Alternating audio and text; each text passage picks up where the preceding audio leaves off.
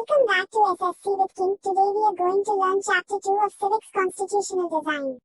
तो पहले क्या था कि जो साउथ अफ्रीका थी उसमें तीन तरीके के लोग रहते थे, व्हाइट, ब्लैक और कलर्ड। कलर्ड यानी कि वो लोग जो ना ही गोरे थे और ना ही काले थे। अब जो साउथ अफ्रीका थी इसमें दिक्कत क्या थी कि जैसे हमारे इंडिया के ऊपर गोरे लोगों ने राज किया था, ठीक उसी प्रकार से जो व्हाइट माइनॉरिटी थी वो साउथ अफ्रीका के नॉन व्हाइट लोगों पर राज करती। मतलब साउथ अफ्रीका में काफी ज्यादा भेदभाव होता था उनके स्किन कलर के बेसिस पर, और ये डिस्क्रिमिनेशन करवाता कौन था? जो वहाँ की व्हाइट गवर्नमेंट थी। इससे जो नॉन व्हाइट पीपल्स थे उनको काफी ज्यादा दिक्कतों का सामना करना पड़ता था। जैसे कि जो नॉन व्हाइट पीपल्स थे उनको व्हाइट्स के एरिया में रहने की परमिशन नहीं थी, रहने की भी छोड़ो उनको वहाँ पर जाने तक की परमिशन नहीं थी। अगर जाना भी होता था तो उसके लिए उन्हें परमिट चाहिए होता था। साउथ अफ्रीका में जितने भी पब्लिक प्लेसेस बने हुए थे वो ब्लैक्स के लिए अलग होते थे और व्हाइट्स के लिए अलग होते थे। जैसे कि आप इस पिक्चर में देखो तो ये वाली जो सीढ़ी है वहाँ से केवल गोरे लोग ही जा सकते थे और यहाँ से केवल काले और कलर लोग जा सकते थे। ऐसे ये वाली जो चेयर है वो व्हाइट्स के लिए थी और ये वाली जो चेयर है वो नॉन व्हाइट्स के लिए। इनके अलावा जो स्कूल्स थे, हॉस्पिटल्स थे, सिनेमा हॉल्स थे, टॉयलेट्स थे, वे व्हाइट्स के लिए अलग अलग थे और नॉन व्हाइट्स के लिए अलग अलग थे। पर दोस्तों मेन प्रॉब्लम ये नहीं थी कि ये अलग अलग थे, बल्कि ये थी कि वो व्हाइट्स के लिए सारी चीजें अच्छी थी, मतलब लग्जरी थी। वहीं ब्लैक्स के लिए सब चीजें पुअर फैसिलिटीज की थी और ना ही ब्लैक्स को वोट डालने का अधिकार। तो ये जो कलर डिस्क्रिमिनेशन था लोगों के बीच में, इसी को कहा गया अपार्थाइड सिस्टम। अब जो भी इस अपार्थाइड सिस्टम के खिलाफ होता था उसे मार दिया जाता था या फिर उसे जेल में डाल दिया जाता। तो जो नेल्सन मंडेला थे उन्हें भी 1964 में जेल भेज दिया था क्योंकि उन्होंने अपार्थाइड सिस्टम के खिलाफ आवाज उठाई थी। तो दोस्तों देखा आपने किस प्रकार व्हाइट लोग ब्लैक्स पर अत्याचार करते थे, लेकिन जो ब्लैक लोग थे उन्होंने हिम्मत नहीं हारी। वे लगातार प्रोटेस्ट करते गए और व्हाइट गवर्नमेंट के खिलाफ अपने अधिकार के लिए लड़ते गए। और इन सबको लीड कर रही थी एक पार्टी जिसका नाम था ANC, यानी कि अफ्रीकन नेशनल कांग्रेस। तो दोस्तों इन सबने मिलकर कई सालों तक प्रोटेस्ट किया, जिसका रिजल्ट ये निकला कि जो व्हाइट गवर्नमेंट थी उसको झुकना पड़ा, क्योंकि व्हाइट गवर्नमेंट को अंदाजा लग चुका था कि जो ब्लैक्स है वो हमारे कंट्रोल से बाहर है। तो व्हाइट गवर्नमेंट ने क्या किया कि जितने भी डिस्क्रिमिनेटरी लॉज थे उनको हटा दिया और जो ब्लैक्स की पॉलिटिकल पार्टीज पर बैन लगाया हुआ था उसे भी हटा दिया। अब जो नेल्सन मंडेला थे वो 28 साल बाद जेल से बाहर है और फाइनली 26 अप्रैल 1994 को साउथ अफ्रीका को आजादी मिल गई इस अपार्थाइड सिस्टम से। और जो नेल्सन मंडेला थे वो वहाँ के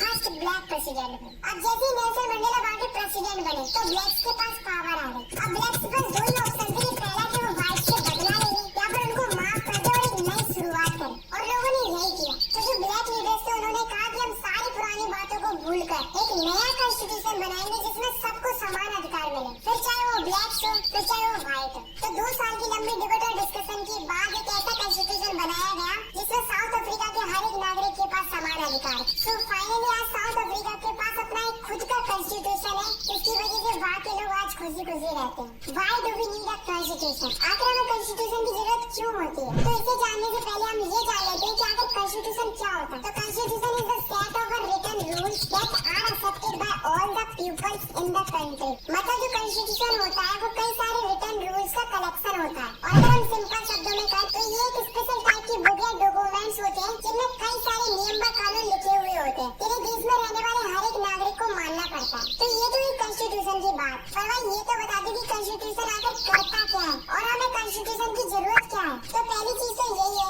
it's generate a degree of trust and coordination that is necessary for diverse group. मतलब एक बात तो हम सभी लोग जानते हैं कि चाहे कोई भी कंट्री हो उसके अंदर अलग अलग प्रकार के लोग रहते हैं। तो कॉन्स्टिट्यूशन क्या करता है कि उन लोगों के बीच भरोसा और सहयोग बनाए रखता है और उन्हें एक दूसरे से जोड़े रखता है। सेकंड है, it specify how the government will be formed, who will have power to take which decision. मतलब कॉन्स्टिट्यूशन हमें ये बताता है कि गवर्नमेंट कैसे बनेगी और किसके पास पावर होगी डिसीजन लेने की। थर्ड है, it lays down limit on the power of the constitution and tells us what the rights of the citizens are. मतलब जो कॉन्स्टिट्यूशन है वो लोगों के अधिकार बताता है और गवर्नमेंट की क्या लिमिट्स हैं ये भी बताता है। और लास्ट है, it express the aspiration of the people about creating a good society. तो जो कॉन्स्टिट्यूशन है वो ये भी बताता है कि लोगों में क्या एस्पिरेशन है और हम किस प्रकार की सोसाइटी चाहते हैं। Making of Indian constitution. तो दोस्तों ऐसा नहीं है कि जो हमारी इंडिया है उसका कॉन्स्टिट्यूशन आसानी से बन गया हो, बल्कि जो हमारी इंडिया है उसे भी साउथ अफ्रीका की तरह काफी ज्यादा स्ट्रगल करना पड़ा था और कई सारी प्रॉब्लम्स का सामना करना पड़ा था कॉन्स्टिट्यूशन बनाने के लिए। तो पहली प्रॉब्लम तो यही थी कि जो हमारी इंडिया है वो डाइवर्स ग्रुप ऑफ पॉपुलेशन वाली एक बड़ी कंट्री है। मतलब हमारी इंडिया के अंदर अलग अलग प्रकार के लोग रहते थे जिनकी अलग अलग प्रकार की सोच थी। ऐसे में हमें सब लोगों को ध्यान में रखकर एक ऐसा कॉन्स्टिट्यूशन बनाना था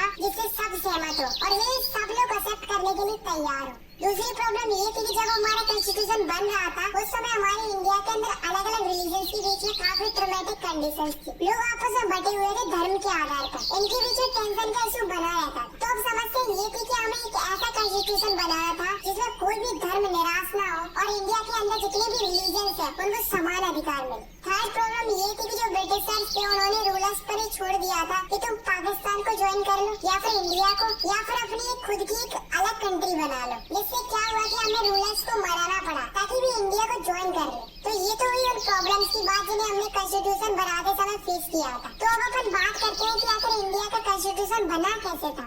अब जैसे जो लोग कॉन्स्टिट्यूशन बना रहे थे उन्हें पहले से ही आइडिया था कि हमारी इंडिया के लिए किस तरीके का कॉन्स्टिट्यूशन बेस्ट रहेगा, क्योंकि उन्होंने वो सारी सिचुएशंस को देखा था जब हमारी इंडिया ब्रिटिशर्स की गुलाम थी। जब हमारा देश आजाद नहीं हुआ था तो मोतीलाल नेहरू और 8 कांग्रेस लीडर्स ने मिलकर 1928 को पहले एक ड्राफ्ट कॉन्स्टिट्यूशन तैयार कर लिया था जिसमें सिटीजन्स के सारे राइट्स को इंक्लूड किया गया था। अब जैसे जब हमारा देश अंग्रेजों का गुलाम था तब इंडिया के कुछ लोगों के पास वोटिंग राइट्स थे जिससे उन्हें पता था कि ब्रिटिश गवर्नमेंट कैसे चलती। तो उनके इस एक्सपीरियंस से हमें काफी ज्यादा हेल्प मिली थी जब हमारी इंडिया का कॉन्स्टिट्यूशन बन रहा था। इसके अलावा हमारी इंडिया ने अपने कॉन्स्टिट्यूशन के अंदर ब्रिटिश गवर्नमेंट की कई सारी अच्छी चीजों को अडॉप्ट किया था, जैसे कि the government of India act 1935। तो जो हमारा कॉन्स्टिट्यूशन था वो ऐसे ही नहीं बन गया था, बल्कि जो हमारे कॉन्स्टिट्यूशन मेकर्स थे उन्होंने काफी ज्यादा स्टडी की थी अलग अलग देशों के कॉन्स्टिट्यूशन की, ताकि भी हमारी इंडिया के लिए एक अच्छा कॉन्स्टिट्यूशन बना सके। The constituent assembly. तो दोस्तों अब अपन बात करते हैं कॉन्स्टिट्यूएंट असेंबली की। तो ये जो असेंबली थी वो 299 लोगों की एक बॉडी थी जिन्हें देश के कोने कोने से चुना गया था इलेक्शन के थ्रू, और इन्हीं लोगों ने 26 नवंबर 1949 को इंडिया का कॉन्स्टिट्यूशन बना के तैयार कर लिया और इसी कॉन्स्टिट्यूशन को 26 जनवरी 1950 को लागू कर दिया। इसलिए हम इंडिया के अंदर 26 जनवरी को as a republic day celebrate करते हैं। तो दोस्तों आपको नहीं लगता कि जो हमारा कॉन्स्टिट्यूशन था वो कई सालों पहले बना था, तो क्या इस कॉन्स्टिट्यूशन को आज की जनरेशन को मानना चाहिए या नहीं, चलिए देखते हैं। तो जो हमारा कॉन्स्टिट्यूशन है वो देश में रहने वाले अलग अलग लोगों ने बनाया था जो कि देश के अलग अलग जगहों से आए थे, जिसका मतलब ये है कि जो हमारा कॉन्स्टिट्यूशन है वो सबसे डिस्कशन करके और लोगों की जरूरतों के हिसाब से बना है, और न ही हमारे कॉन्स्टिट्यूशन के ऊपर किसी भी पॉलिटिकल पार्टी और सोशल ग्रुप ने क्वेश्चन पुट अप नहीं किया है, और यही चीज हमारे कॉन्स्टिट्यूशन को दूसरों से अलग बनाती है। वहीं दूसरी और अदर कंट्रीज को कई बार कॉन्स्टिट्यूशन दोबारा लिखना पड़ता है, और जो हमारा कॉन्स्टिट्यूशन है वो बहुत ही ऑर्गेनाइज वे में बना था। सबसे पहले कॉन्स्टिट्यूशन का ड्राफ्ट तैयार किया गया था B.R. अम्बेडकर के द्वारा, जो कि चेयरपर्सन थे ड्राफ्टिंग कमेटी के। उसके बाद कई सारी डिबेट और डिस्कशन हुई और 2000 अमेंडमेंट लाए गए, तब जाके हमारी इंडिया का कॉन्स्टिट्यूशन बना था। तो जो वैल्यू हमारे कॉन्स्टिट्यूशन की आज से 70-71 साल पहले थी वो वैल्यू आज भी बरकरार है। तो इससे हमें आज भी पता चलता है कि हम अपने कॉन्स्टिट्यूशन से कितने खुश हैं। Guiding values of the constitution. तो दोस्तों अब अपन देखने वाले हैं किनकी आइडियोलॉजी के हिसाब से हमारा कॉन्स्टिट्यूशन डिजाइन किया गया था। तो जो गांधी जी थे वो भले ही कॉन्स्टिट्यूशन असेंबली के पार्ट नहीं थे, पर कॉन्स्टिट्यूएंट असेंबली के अंदर बहुत से लोग ऐसे थे जो गांधी जी की आइडियोलॉजी को फॉलो करते थे। गांधी जी ने अपनी मैगजीन यंग इंडिया के अंदर 1931 में भी बताया था कि उन्हें किस टाइप का कॉन्स्टिट्यूशन चाहिए। गांधी जी चाहते थे कि इनइक्वालिटी को खत्म कर दिया जाए और सबको समान अधिकार मिले, और जो अम्बेडकर जी थे वो भी यही चाहते थे कि इनइक्वालिटी को खत्म कर दिया जाए। दोनों की व्यूज सेम थे, दोनों ही चाहते थे कि इनइक्वालिटी को खत्म कर दिया जाए, पर उनके रास्ते अलग अलग। Philosophy of Indian constitution. अगर हमें इंडियन कॉन्स्टिट्यूशन की पूरी फिलोसफी को समझना है तो उससे पहले हमें समझना होगा कि प्रीएम्बल क्या होता है। तो जो प्रीएम्बल है वो एक टाइप से समरी है, या फिर अपन कह सकते हैं कि एक टाइप का इंट्रोडक्शन है पूरे कॉन्स्टिट्यूशन का। अगर हमने प्रीएम्बल को समझ लिया तो हम समझ जाएंगे कि हमारे कॉन्स्टिट्यूशन के अंदर क्या है और कॉन्स्टिट्यूशन किस आधार पर बना है। तो चलिए देखते हैं कि अगर प्रीएम्बल में लिखा क्या है। तो ये कुछ इंपोर्टेंट वर्ड्स है जो कि प्रीएम्बल के अंदर लिखे हुए हैं। चलिए इनका मतलब समझते हैं। फर्स्ट है we the people of India. इसका मतलब होता है कि जो हमारा कॉन्स्टिट्यूशन है वो हमने अपने रिप्रेजेंटेटिव्स के थ्रू बनवाया है, ये हमें किसी कंट्री ने या राजा ने नहीं दिया है। सेकंड है सोवरेन। इसका मतलब होता है कि जो हमारी इंडिया है वो खुद से डिसीजन ले सकती है, चाहे वो इंटरनल डिसीजन हो चाहे वो एक्सटर्नल डिसीजन हो। थर्ड है सोशलिस्ट। सोशलिस्ट का मतलब होता है कि जो हमारी वेल्थ है वो सारी सोसाइटी मिलकर जनरेट करती है, तो उसका डिस्ट्रीब्यूशन भी इक्वली होना चाहिए। गवर्नमेंट ऑनरशिप की लैंड को रेगुलेट करेगी जिससे जो सोशल एंड इकोनॉमिकल इनइक्वालिटी है लोगों के बीच में वो कम हो। फोर्थ है सेकुलर। सेकुलर का मतलब है कि जो हमारी इंडिया है उसमें कोई भी सिटीजन कोई भी रिलीजन फॉलो कर सकता है, हमारे लिए सारे रिलीजन समान है। फिफ्थ है डेमोक्रेटिक। इसका मतलब होता है कि इंडिया के अंदर हर एक सिटीजन के पास इक्वल पॉलिटिकल राइट्स है और वे अपना रूलर्स चुन सकते हैं और ये सिटीजन के बेसिक राइट्स होते हैं, उनको गवर्नमेंट को मानना पड़ेगा। सिक्स है रिपब्लिक। इसका मतलब होता है कि जो हमारी कंट्री के प्रेसिडेंट है वो कैसे होंगे, इलेक्टेड होंगे, मतलब इन्हें इलेक्शन के थ्रू चुना जाएगा। सेवेंथ है जस्टिस। तो जस्टिस का मतलब होता है कि हम सिटीजन के बीच में भेदभाव नहीं कर सकते। एट है लिबर्टी। तो इसका मतलब होता है कि हमें पूरी आजादी है अपने थॉट्स की, एक्सप्रेशंस की और एक्शंस की, मतलब हम पूरी तरीके से आजाद हैं, हमारे ऊपर किसी भी प्रकार का रिस्ट्रिक्शन नहीं है। नाइन्थ है इक्वलिटी। इसका सिंपल सा अर्थ होता है कि सबको इक्वल अपॉर्चुनिटी मिलनी चाहिए। टेंथ है फ्रेटर्निटी। तो फ्रेटर्निटी का मतलब होता है कि आपस में भाईचारे के साथ रहना चाहिए और एक दूसरे की रिस्पेक्ट करनी चाहिए। तो ये जो प्रीएम्बल है वो हमें क्या बताता है कि हमारे कॉन्स्टिट्यूशन के अंदर इन सब बातों का ध्यान दिया गया है। Institutional design. तो जो हमारा कॉन्स्टिट्यूशन है वो केवल वैल्यूज और फिलॉसफी के बारे में नहीं बताता, बल्कि हमें ये भी बताता है कि इंस्टीट्यूशनल अरेंजमेंट कैसे किए जाते हैं। और जो हमारा कॉन्स्टिट्यूशन है